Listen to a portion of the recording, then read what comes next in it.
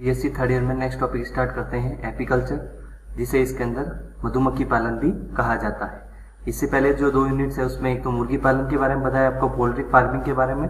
और उसके बाद में इसके अंदर नेक्स्ट टॉपिक इसके सेरिकल्चर के बारे में, किस प्रकार से पालन किया जाता है और किस प्रकार से उसके कौन कौन से डिजीज हैं, किन किन बातों का इसके अंदर प्रिकॉशन या ध्यान रखना चाहिए। नेक्स्ट टॉपिक इसके अंदर आपके मधुमक्खी पालन जो है उसमें इंडिया में या भारत में कौन कौन सी इसके अंदर मधुमक्खियां पाई जाती हैं, उसका पालन कैसे किया जाता है, कौन कौन से इसके अंदर उसमें एनिमल जो होते हैं इसके अंदर उसकी लाइफ साइकिल कैसी होती है, एनिमल्स की जो कॉलोनी होते हैं उनमें कौन कौन से मेंबर होते हैं, सदस्य होते हैं, सब उसके बारे में बताएंगे। पहले इसके अंदर नेक्स्ट जो टॉपिक है मधुमक्खी पालन के अंतर्गत इसके अंदर डिफरेंट जो स्पीसीज होती है मधुमक्खी पालन में, इसके अंदर कौन कौन सी स्पीसीज या जातियां काम में ली जाती है, भारत में कौन कौन सी पाई जाती है, उसके बारे में बताएंगे। तो नेक्स्ट इसके अंदर टॉपिक है आपकी एपीकल्चर, या जिसे मधुमक्खी पालन कहा जाता है। मधुमक्खी पालन या इसके अंदर कह सकते हैं एपीकल्चर का इसके अंदर सामान्य जो मीनिंग क्या होता है, मधुमक्खी इसके अंदर या जिसको हनी बी कहा जाता है, इसका इसके अंदर कह सकते हैं शहद के लिए या हनी के लिए, और इसके अंदर कह सकते हैं जो उसका हाइव या छत्ता बना होता है, कॉम्ब होती है, वह इसके अंदर जिसमें इसके अंदर कह सकते हैं मोम पाया जाता है, मोम का बना हुआ होता है। तो इन दोनों इसके अंदर पदार्थ के लिए, मोम और शहद के लिए, जब इसके अंदर मधुमक्खी को बड़े स्केल पर, लार्ज स्केल पर पालन किया जाता है उसे एपीकल्चर या मधुमक्खी पालन कहा जाता है। तो मनुष्य के द्वारा इसके अंदर जब इसका मधुमक्खी के छत्ते को या इसके अंदर कह सकते हैं बड़े स्तर पर मधुमक्खी का पालन भी किया जाता है, जैसे ह्यूमन बीइंग के द्वारा इसके अंदर मधुमक्खी के छत्ते जिसमें इसके अंदर वैक्स भी होता है और जिसमें मधुमक्खी रहती है, लार्वा भी रहता है, और वह इसके अंदर कह सकते हैं जिस स्थान पर छत्ता जो होता है इसके अंदर उसे वह कॉम्ब भी कहलाता है। कॉम्ब में इसके अंदर मधुमक्खी रहती है, छत्ता इसके अंदर कह सकते हैं जो पाया जाता है उसमें इसके अंदर उसके लार्वा भी पाए जाते हैं, और उससे इसके अंदर कह सकते हैं मधुमक्खी से इसके अंदर महत्वपूर्ण उत्पाद जिसको कि हनी कहा जाता है या शहद कहा जाता है वह मिलता है। तो मनुष्य के द्वारा इसके अंदर मधुमक्खी के छत्ते या जो हाइव होता है उसमें कॉलोनी का रखरखाव करना, मधुमक्खी का जो छत्ता है उसमें जो कॉलोनी इसके अंदर पाई जाती है, कॉलोनी में इसके अंदर उसमें ड्रोन भी होते हैं, मतलब नर भी होता है, मादा भी होती है, और श्रमिक होते हैं कार्य करने वाले, जो नेक्स्ट क्लास में इसका आपको बताएंगे किस किस प्रकार के होते हैं, कैसी लेंथ होती है, सबका कार्य क्या क्या होता है, सबका आइडेंटिफिकेशन कैसे किया जाता है। तो मनुष्य के द्वारा जब इसके अंदर कह सकते हैं मधुमक्खी का जो छत्ता है या हाइव जो होता है उसमें जो कॉलोनी में जो 3 अलग अलग प्रकार के मेंबर्स पाए जाते हैं, सदस्य जो पाए जाते हैं, उनको मेंटेन कैसे करना है, मेंटेनेंस कैसे रखना है, उसका रखरखाव कैसे करना है, उसे एपीकल्चर कहा जाता है। तो सिंपली तो कहा जा सकता है शहद और मोम के लिए मधुमक्खी का पालन करना, या इसके अंदर कह सकते हैं जिसको इसके अंदर कह सकते हैं हनी बी की रियरिंग करना। लेकिन छत्ते में मुख्य रूप से इसके अंदर क्या कार्य किया जाता है, रखरखाव इसके अंदर पालन करने में, इसके अंदर उसमें उसका कॉलोनी का रखरखाव किया जाता है, मेल है, फीमेल है और श्रमिक है, इसके अंदर उसको जो भोजन है उसको उपलब्ध करवाना है, इसके अंदर डिजीज फ्री रखना है, तो उसका उसके अंदर रखरखाव या मेंटेनेंस जो होता है उसको एपीकल्चर कहा जाता है। मधुमक्खियां या इसके अंदर कह सकते हैं जो हनी बी है आर्थ्रोपोडा संघ की सदस्य होती है। आर्थ्रोपोडा में भी इसके अंदर उड़ने वाले इसके अंदर जंतु है, और इसके अलावा इसके अंदर इनका धनात्मक और ऋणात्मक दोनों महत्व होते हैं। धनात्मक महत्व होता है इसके द्वारा हनी बी या शहद मिलता है,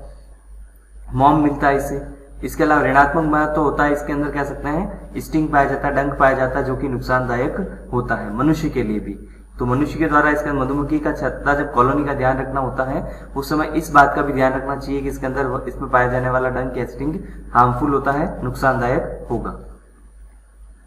डिफरेंट काइंड ऑफ हनी बीज, विभिन्न प्रकार की जो मधुमक्खियां हैं जो इसके अंदर इंडिया में भी पाई जाती है, बाहर इसके अंदर कह सकते हैं इंडिया के बाहर भी फॉरेन कंट्रीज में भी पाई जाती है, कौन कौन सी होती है, उसमें से मुख्य रूप से इंडिया में पाई जाने वाली जो है वह विभिन्न जातियां और विभिन्न प्रकार की मधुमक्खी के बारे में आपको बताएंगे।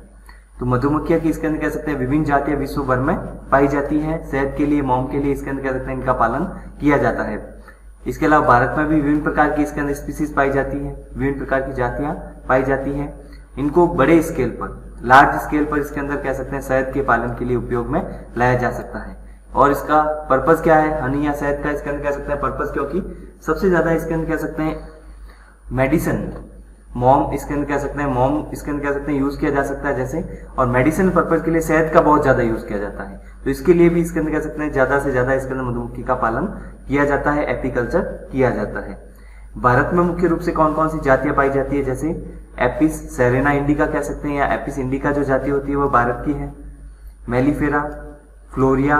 डॉर्सेटा, ये जो स्पीसीज होती है भारत में पाई जाती है, और कुछ जातियां ऐसी भी है जो भारत में नहीं पाई जाती है, बाहर से इंपोर्ट भी की जाती है, या इसके अंदर कह सकते हैं भारत में नहीं पाई जाकर इसके अंदर बाहर से इसको लाया जाता है। सबसे पहले इसके अंदर बात करते हैं एपिस इंडिका की। इसमें आप देख रहे हैं इसके अंदर कह सकते हैं कैसे एंटीनास पाए जाते हैं, विंग्स कैसे होते हैं, शरीर का कलर जो होता है इंडिका, या इसके अंदर कह सकते हैं जब भी एनिमल की बात की जाती है, जैसे इसके अंदर आपको बताया आर्थ्रोपोडा संघ का जंतु होगा तो उसमें एक तो जॉइंट, अपेंडेजेस या युग्मित उपांग पाए जाएंगे, और शरीर 3 भागों में बटा हुआ होता है, हेड, थोरैक्स और एब्डोमेन। जैसे इसमें शरीर इसके अंदर कह सकते हैं सबसे पहला जो सिर होता है इसका भाग, बीच वाला जो भाग होता है इसके अंदर उसको कहा जाता है थोरैक्स या वक्ष, और सबसे अंत में जो होता है उसको कहा जाता है एब्डोमेन या उदर भाग। 3 भागों में इसका अंदर शरीर बटा हुआ होता है। तो एपिस इंडिका जो इसके अंदर जाति है जो इंडिया या भारत में पाई जाती है, मुख्य रूप से सबसे महत्वपूर्ण जो है इसके अंदर इसको भारतीय या एशियाटिक बीज या मक्खी भी कहा जाता है, या जिसे भारतीय मधुमक्खी या एशियाटिक इसके अंदर कह सकते हैं मधुमक्खी भी कहा जाता है। भारत में पाई जाने वाली इसके अंदर मुख्य रूप से मुख्य मधुमक्खी इसके अंदर एपिस इंडिका है,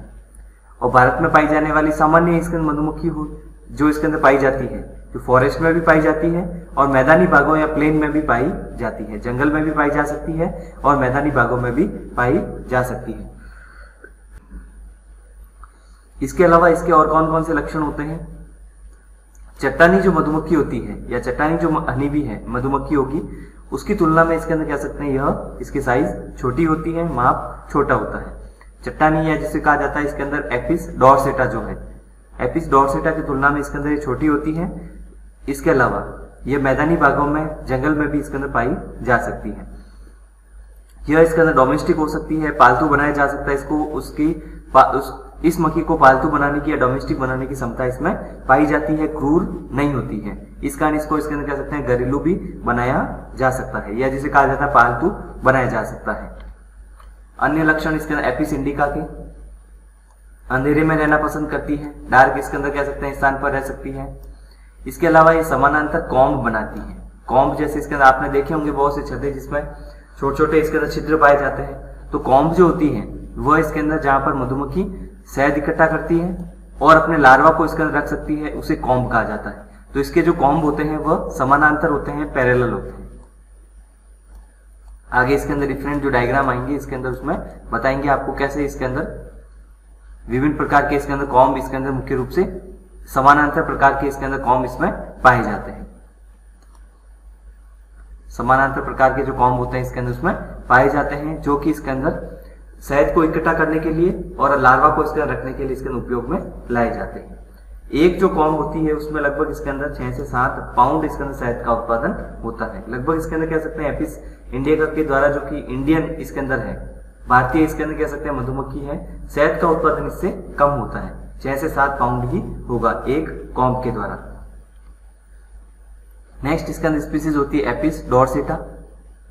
एपिस डॉर्सेटा जो है इसे इसके अंदर कह सकते हैं चट्टानी, या जैसे अभी पहले बताया था कि इसके अंदर चट्टानी या रॉक बीज भी कहा जाता है, या जिसे कहा जाता है चट्टानी मधुमक्खी।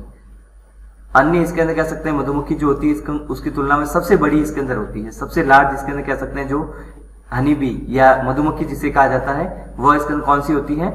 एपिस डॉर्सेटा है, जिसे चट्टानी मधुमक्खी कहा जाता है। इसके कारण इसको महाका या जायंट इसके अंदर कह सकते हैं बी भी कहा जाता है। तो जायंट बी इसके अंदर कह सकते हैं इसका शरीर बड़ा होने के कारण इसको कहा जाता है। सबसे बड़ी इसके अंदर मधुमक्खी जो है वो एपिस डॉर्सेटा ही होती है।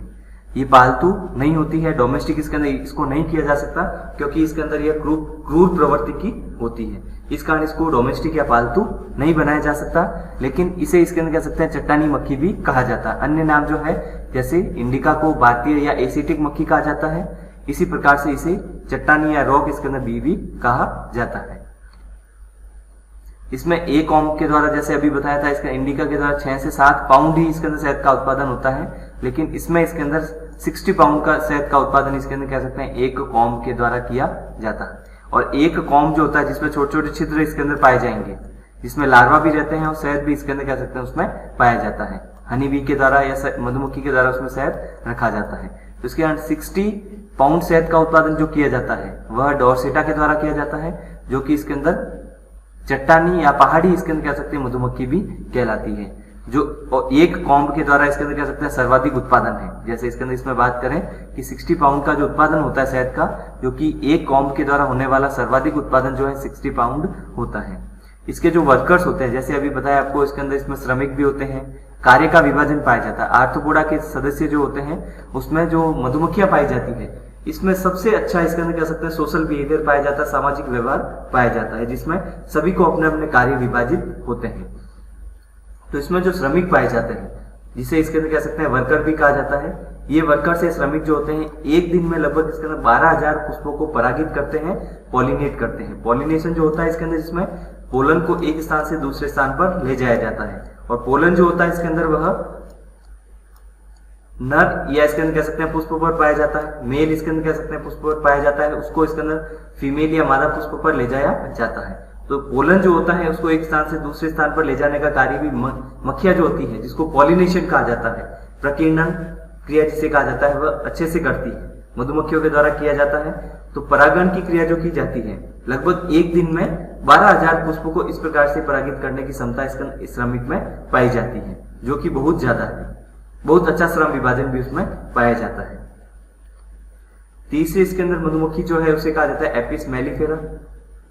एपिस मेलिफेरा जो होती है इसके अंदर इंडिया में नहीं पाई जाती है, यह यूरोपियन मक्खी कहलाती है, या यूरोपियन जो मधुमक्खी है उसे एपिस मेलिफेरा कहा जाता है। भारत में नहीं पाई जाती है, लेकिन इसके अंदर इसको यूरोपीय कंट्रीज जैसे इसके अंदर फ्रांस वगैरह इसके अंदर कह सकते हैं उससे आयात भी किया जा सकता है, इंपोर्ट किया जा सकता है, लेकिन ये इंडिया या भारत में नहीं पाई जाती है। तो भारत में पाई नहीं जाती है, लेकिन इसको इंपोर्ट किया जाता है, इसके कारण इसको यूरोपियन मक्खी कहा जाता है, यूरोपियन बी या हनी बी या मधुमक्खी। एपिस डॉर्सेटा की तुलना के बाद में इसके अंदर बात करें तो सबसे बड़ी, जैसे बताया, क्योंकि उसको जेंट या महाकाय भी कहते हैं, लेकिन उसके बाद में सेकंड जो इसके अंदर कह सकते हैं सबसे बड़ी जो मक्खी होती है वह एपिस मेलिफेरा ही होती है। तो एपिस मेलिफेरा सेकंड इसके अंदर लार्जेस्ट इसके अंदर कह सकते हैं हनी बी होती है। सबसे इसके अंदर बड़ी तो एपिस डॉर्सेटा, दूसरी होती है एपिस मेलिफेरा। इसके द्वारा शहद का उत्पादन कम होता है, लेकिन इसको कॉमर्शियल पर्पस के लिए, व्यवसायिक इसके अंदर कह सकते हैं दृष्टि से ये महत्वपूर्ण होती है, क्योंकि इसके अंदर शहद जो बनता है कम बनता है, लेकिन इसके अंदर क्वालिटी उसकी अच्छी होती है, गुणवत्ता अच्छी होने के कारण यह कॉमर्शियल या व्यवसायिक दृष्टि से बहुत ज्यादा इंपॉर्टेंट होता है, महत्वपूर्ण होगा। इसके अलावा एक कॉलोनी जो होती है इसकी, उसके द्वारा लगभग 20 से 40 किलोग्राम शहद का उत्पादन किया जाता है। जो भी इसके अंदर कह सकते हैं एक इसके अंदर कह सकते हैं कॉलोनी के द्वारा लगभग 20 से 40 इसके अंदर किलोग्राम जो शहद का उत्पादन किया जाता है, वह इसके अंदर जो हनी बी है उसे एपिस मेलिफेरा कहा जाता है। इसके अलावा इसके अंदर एपिस जो डॉर्सेटा है उसे 60 पाउंड उत्पादन होता है एक कॉम्ब के द्वारा, और इसके अंदर कह सकते हैं 6 से 7 पाउंड इसके अंदर कह सकते हैं शहद का उत्पादन होता है एक कॉम्ब के द्वारा। जो स्पीसीज इसके अंदर मुख्य रूप से पाई जाती है, जिसे इसके अंदर कहा जाता है एपिस इंडिका, जो कि भारतीय या एशियाटिक इसके अंदर मधुमक्खी कहलाती है। एक और है, जैसे इसके अंदर एपिस मेलिफेरा के बाद में इसके नेक्स्ट पढ़ेंगे इसमें एपिस इसके अंदर फ्लोरिया, और उसका कौन कौन सी कॉलोनी में मेंबर कौन कौन से होते हैं, लाइफ साइकिल कैसा होता है, इसके बारे में आपको नेक्स्ट क्लास में बताएंगे।